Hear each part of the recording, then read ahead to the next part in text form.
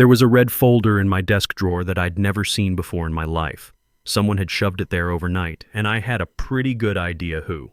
Name's Mike O'Sullivan, 48 years old, been running operations analysis at Hartfield Defense Solutions for 22 years since I got out of the Air Force. The folder was thick, official-looking, with federal classification markings I recognized from my clearance days. Problem was, I had no business possessing whatever was inside. I'd come in early that Tuesday morning, 6:47 a.m., coffee still too hot to drink. The office was empty except for the night security lights and that low hum of servers that never sleep. When I opened my bottom drawer to grab a stapler, there it was, wedged behind my old training manuals like someone had stuffed it there in a hurry. My stomach dropped. In the defense contracting world, unauthorized possession of classified materials doesn't get you a slap on the wrist. It gets you federal charges and a permanent goodbye to your security clearance. After 22 years of clean record, I wasn't about to let some amateur hour setup destroy my pension. The setup had Cole Madison written all over it. VP's son, 27 years old with a fresh MBA and zero real-world experience. He'd showed up 3 weeks ago like he owned the building, immediately started questioning everything we'd been doing since before he could tie his shoes.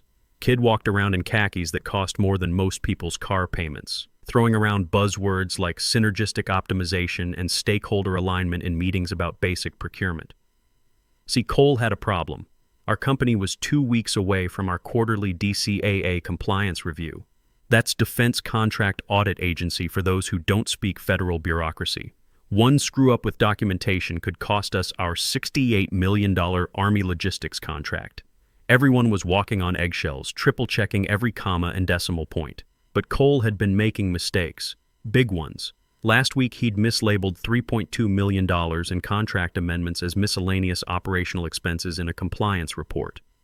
The week before that, he'd accidentally sent a competitor's proposal to one of our key subcontractors. Each time, I'd quietly fixed his mess after hours, eating vending machine dinner and pretending my soul wasn't slowly dying. Then things got weird. Cole started showing up early, staying late, always with some excuse about catching up on backlog. He'd hover around workstations when people stepped away, asking casual questions about system access and file locations. Last Thursday, he'd walked up to my desk with a thumb drive and asked for the password to our federal audit archives. "Can't do that, Cole." Above my clearance level. He'd laughed it off, but his eyes went cold. "Come on, Mike. We're all on the same team. Yeah, a team where some of us follow federal regulations." That's when I knew he was planning something. The kid was desperate, probably facing pressure from Daddy Dearest about his performance. And desperate people do stupid things like trying to frame a 22-year veteran for compliance violations. I didn't touch the folder. Instead, I pulled up our building's security system on my workstation. One advantage of being here longer than the furniture is knowing which cameras cover what areas. I logged into the overnight footage and scrolled back to 11:43 p.m. the previous night. There he was, Cole Madison, letting himself in with what looked like his father's executive access card. He moved fast, nervous, heading straight for my cubicle with that red folder under his arm. The timestamp showed him crouched by my desk for exactly 47 seconds, then walking away like he'd just planted a bomb. But here's where Cole's Ivy League education failed him.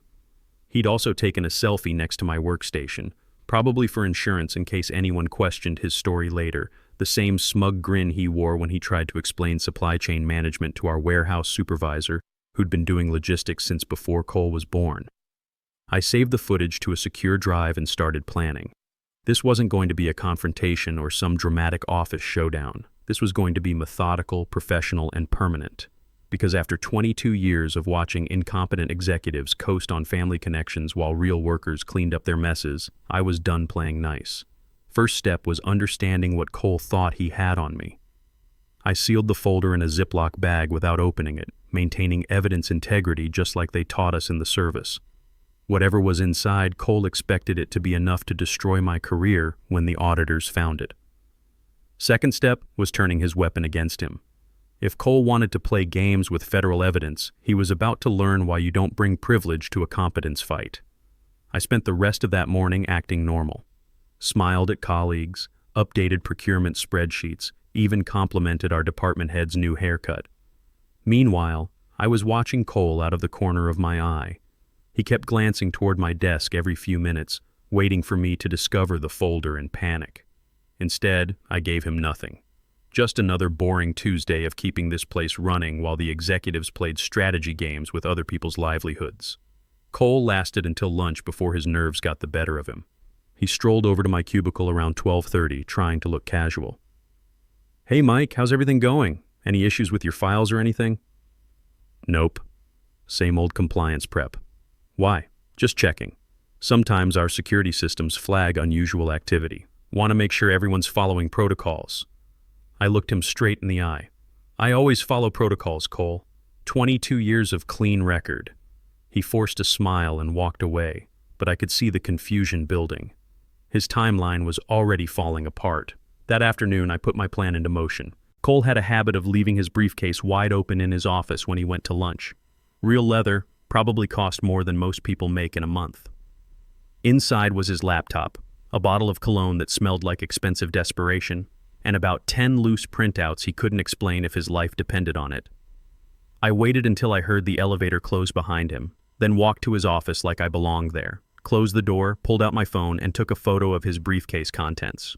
Clear timestamp, everything documented. Then I reached into my bag and pulled out that red folder, still sealed in its evidence bag. I slipped it behind his laptop, positioned so it looked like he'd meant to grab it quickly but forgot.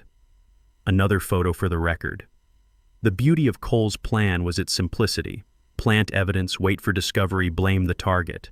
But simple plans work both ways, and I'd just turned his briefcase into ground zero for a federal investigation. By the time he got back from lunch, smelling like overpriced steak and failed ambitions, I was deep into quarterly budget reports. Didn't even look up when he walked past. But I noticed everything, the way he kept checking his briefcase, the nervous energy, the growing realization that something had gone wrong with his perfect frame job. What Cole didn't know was that I'd been documenting his suspicious behavior for weeks, every late-night badge access, every unauthorized login attempt, every time he'd tried to access files above his clearance level. I had a digital paper trail that would make federal investigators very interested in his activities. The clock was ticking now. Our DCAA review was scheduled for Monday morning, 5 days away. By then, Cole Madison would learn the difference between playing office politics and committing federal crimes, and I'd still have my pension. Wednesday morning brought the kind of tension that makes grown men update their resumes. Word was spreading through the building like a virus. Federal compliance review moved up to Friday. No explanation, just a terse memo from corporate that felt more like a death sentence than a schedule change. Cole was unraveling. The confident swagger he'd worn for 3 weeks was cracking like cheap paint. He'd started snapping at junior analysts, questioning every report, hovering around workstations like a nervous supervisor. Yesterday, he'd actually yelled at our data specialist for using the wrong font in a spreadsheet.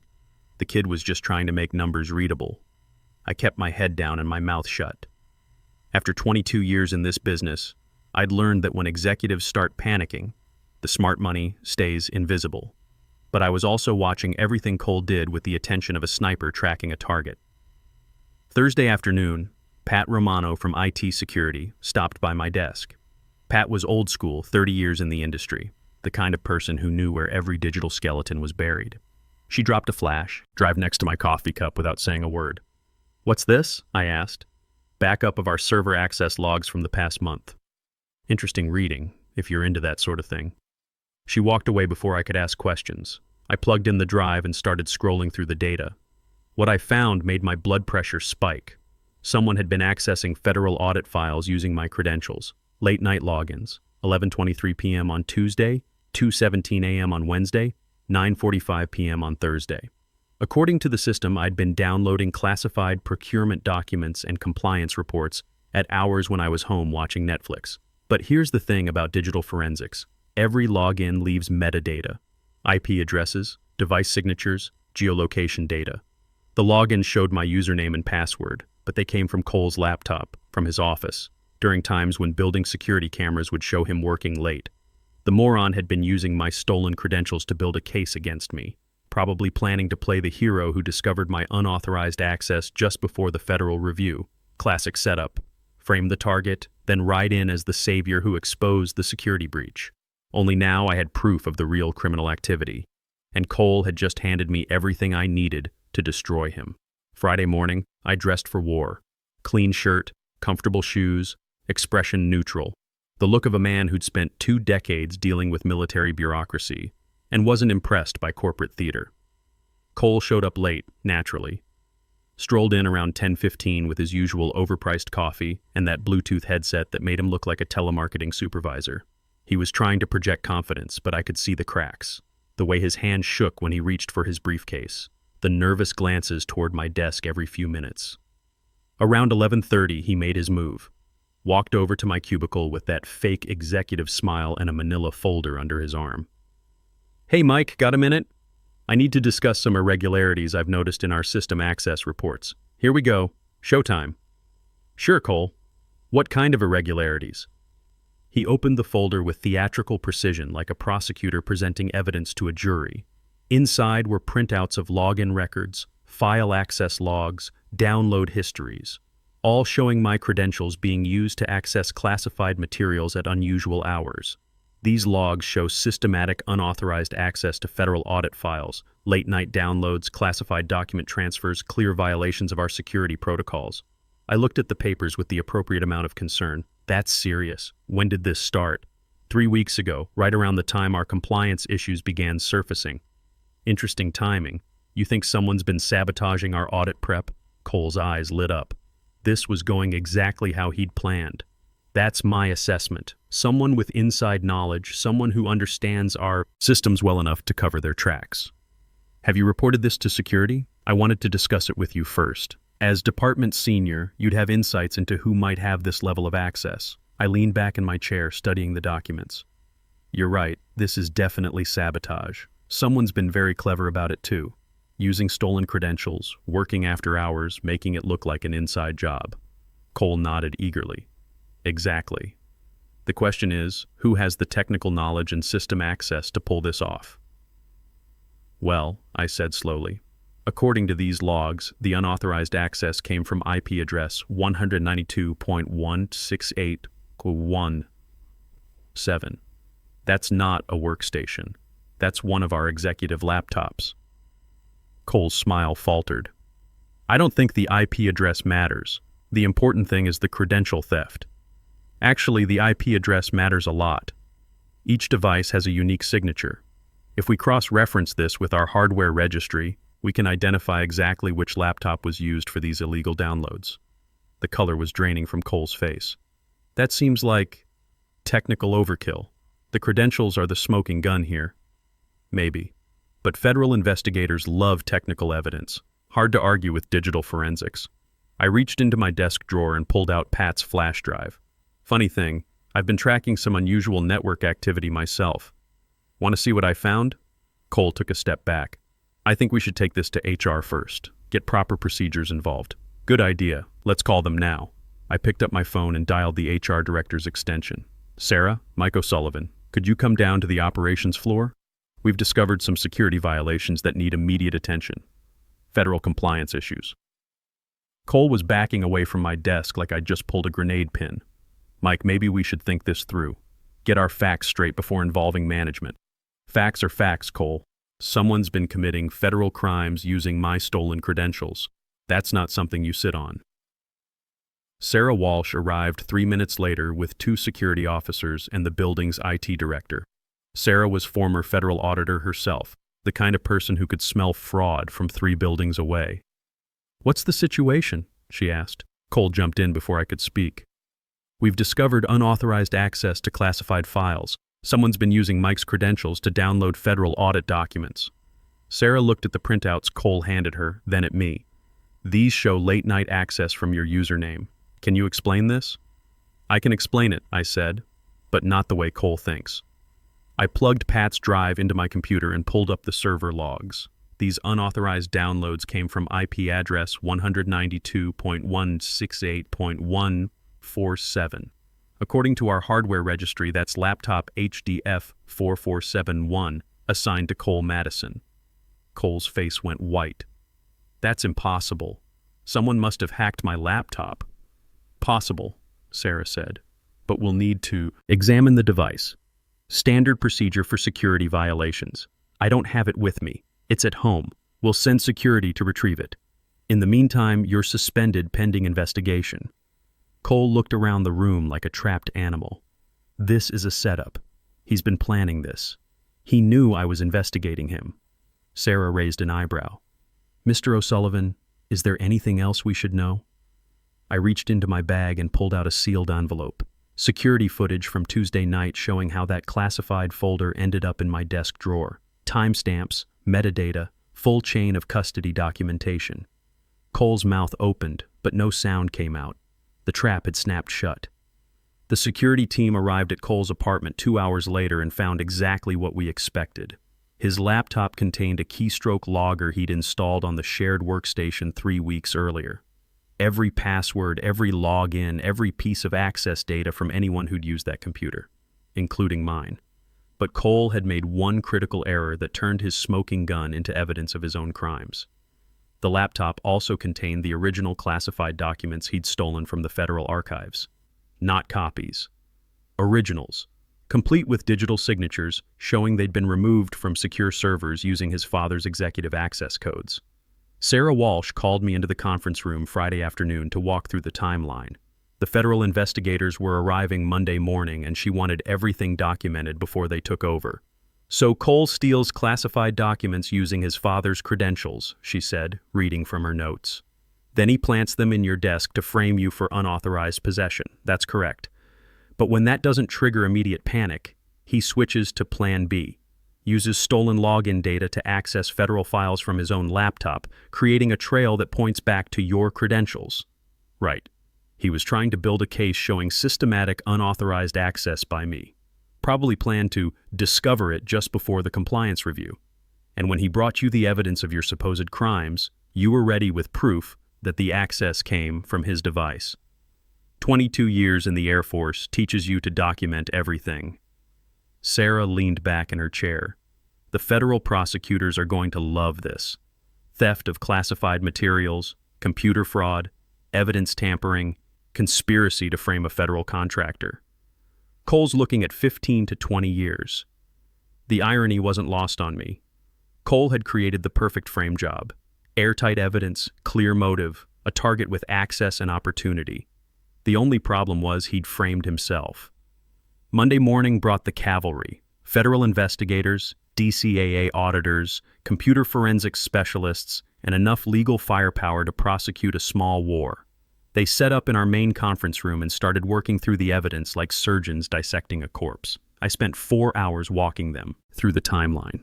Every login, every document transfer, every piece of digital evidence that showed Cole's systematic theft of classified materials. The investigators were thorough but professional. They'd seen this kind of inside job before. Mr. O'Sullivan, the lead investigator said, your documentation and evidence preservation probably saved this investigation. Without your foresight, Madison might have successfully destroyed the evidence and disappeared, just doing my job.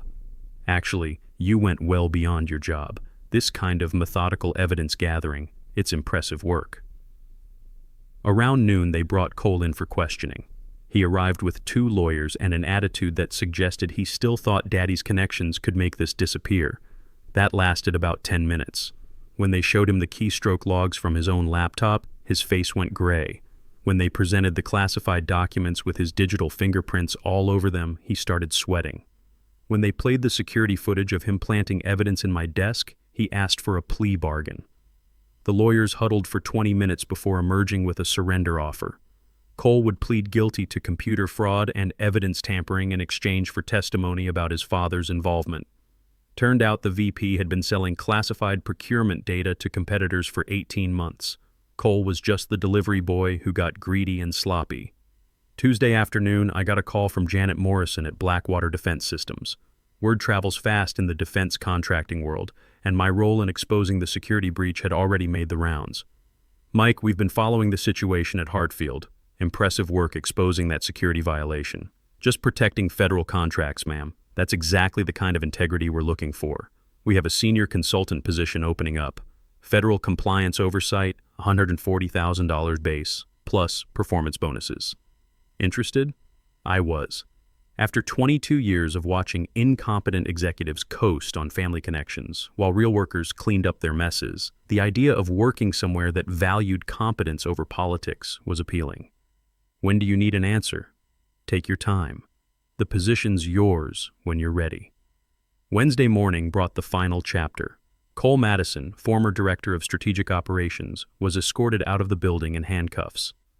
Federal charges, security clearance permanently revoked, career in defense contracting officially over. His father had already resigned to avoid prosecution, though word was the feds weren't done with him yet. The $68 million Army logistics contract was secure. Our compliance review had turned into a commendation for exposing internal security threats, and I'd gone from potential scapegoat to the guy who saved the company from federal prosecution. Sarah Walsh stopped by my desk that afternoon with a folder marked Personnel Action. The board approved a promotion and retention package. Senior Operations Director, a $125,000 salary, enhanced benefits, guaranteed pension protection. It was a good offer. 7 years from retirement, security clearance intact, respect from colleagues who'd watched me take down a federal criminal. But Blackwater's offer was better, and after 22 years of playing it safe, I was ready for something new. I appreciate the recognition, Sarah, but I'm taking a position elsewhere. She nodded, like she'd expected that answer. Can't say I blame you. After what you've been through, fresh start makes sense. Nothing personal, just time for a change. Understood. You've earned it. Thursday was my last day at Hartfield Defense Solutions. No farewell party, no cake in the break room, just a quiet exit with my security clearance intact and my reputation stronger than when I'd started. The red folder that had nearly destroyed my career was now evidence in a federal prosecution. Cole's briefcase, once a symbol of privilege and entitlement, had become the smoking gun that ended his father's criminal enterprise. Pat Romano walked me to the elevator with her usual coffee that could strip paint and her permanent expression of mild satisfaction. "Heard you're heading to Blackwater," she said. "News travels fast. Defense contracting's a small world, especially for people who know how to handle federal compliance. 22 years of practice. Cole Madison won't be practicing anything for a long time. Federal prosecutors are talking 18 years minimum." The elevator arrived and I stepped inside. Sometimes the system works exactly like it's supposed to, not often enough. But when it does, it's beautiful. Friday morning, I started my new job at Blackwater Defense Systems as Senior Compliance Consultant.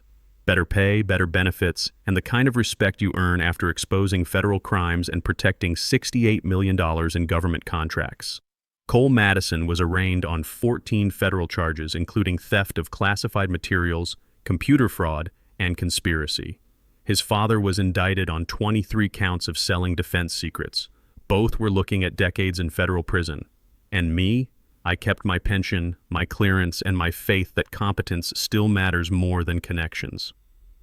Sometimes you don't need to destroy your enemies. Sometimes you just need to let them destroy themselves while you document the process. The quiet ones always remember. And when justice finally comes calling, we're the ones with the evidence. 6 months later, I was sitting in my new office at Blackwater Defense Systems when the news broke. Cole Madison had been sentenced to 16 years in federal prison. His father got 22 years for selling classified defense data to foreign competitors. The judge called it one of the most serious breaches of national security in recent memory. My role in exposing the conspiracy had earned me more than just a new job. The Department of Defense had recognized my work with a civilian commendation for protecting federal contracts. Defense News ran a feature story about how one analyst's attention to detail had prevented millions in compromised procurement data from reaching hostile nations. But sitting in that office, looking out at the Colorado mountains through floor-to-ceiling windows, I wasn't thinking about recognition or revenge. I was thinking about how simple it had been to let Cole destroy himself. The kid had every advantage: rich father, Ivy League education, connections that could have opened any door in the industry. All he had to do was shut up, learn the business, and let competent people teach him how defense contracting actually worked. Instead, he'd chosen to play games with federal security because he thought his privilege made him untouchable. That red folder he'd planted in my desk turned out to contain procurement schedules for a classified submarine contract. information that foreign competitors would have paid millions to access. Cole had stolen it from his father's secure files, probably planning to sell it himself before deciding to use it as a frame job against me. The irony was perfect. In trying to destroy my career, he'd handed federal investigators everything they needed to unravel his father's entire criminal network. 18 months of selling defense secrets, compromising national security, and enriching themselves at taxpayers' expense. All exposed because Cole got greedy and stupid. My phone buzzed with a text from Pat Romano. She'd taken early retirement after the Hartfield investigation, moved to Florida, and was apparently enjoying herself fishing for redfish and drinking beer on the beach. Saw the news about Cole's sentencing. 16 years seems light for treason, but I'll take it. How's life at Blackwater? I typed back. Good. Competent management makes a difference. No kidding. Heard they're putting you in charge of the new Federal Compliance Division. She was right. Next month I'd be leading a team of 12 analysts responsible for ensuring all Blackwater contracts met federal security standards.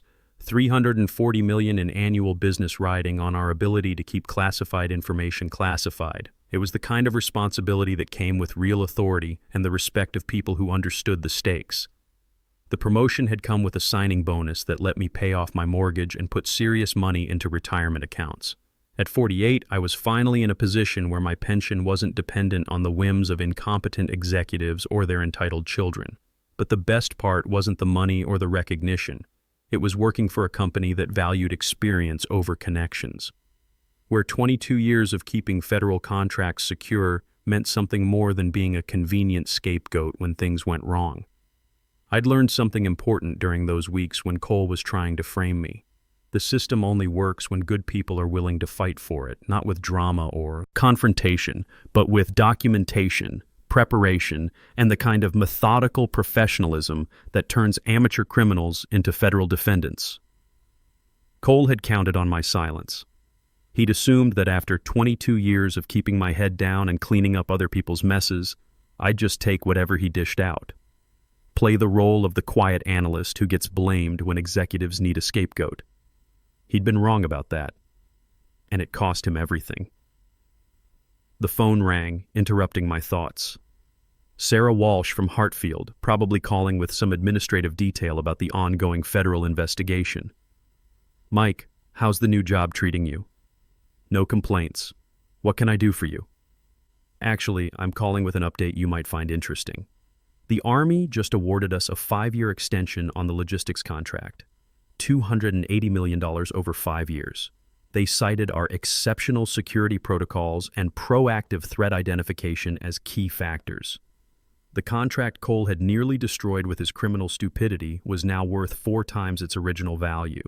His attempt to frame me for security violations had actually improved the company's reputation with federal clients. That's good news for Hartfield. It is, and there's something else. The Army specifically requested that any future compliance oversight be handled by someone with your qualifications. They were impressed with your work on the Madison investigation. I appreciate that, but I'm settled here at Blackwater. I figured.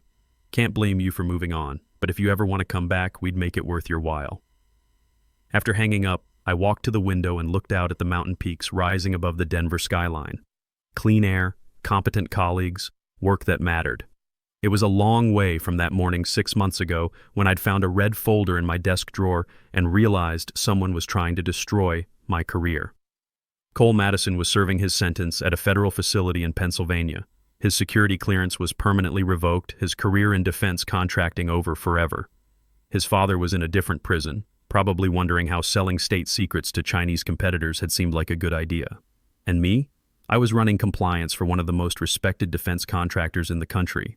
My clearance was upgraded to top secret, my salary had doubled, and my retirement was secure no matter what happened in the next 15 years. The quiet ones always remember. But sometimes the quiet ones also know exactly when to stop being quiet. 3 weeks later, I got an invitation to speak at the National Defense Contractors Conference about internal security protocols. The topic? How one analyst's vigilance prevented a major security breach. Standing at that podium, looking out at 800 defense industry professionals, I thought about Cole Madison, about privilege and competence, about the difference between earning respect and demanding it. Ladies and gentlemen, I began. Security isn't about systems or protocols or compliance checklists. It's about people who take their responsibilities seriously, even when nobody's watching. Especially when nobody's watching. The applause was loud and long. But the real satisfaction came from knowing that somewhere in federal prison, Cole Madison was probably watching my speech on the prison library computer, finally understanding what he'd thrown away. The quiet ones always remember. And sometimes we get the last word.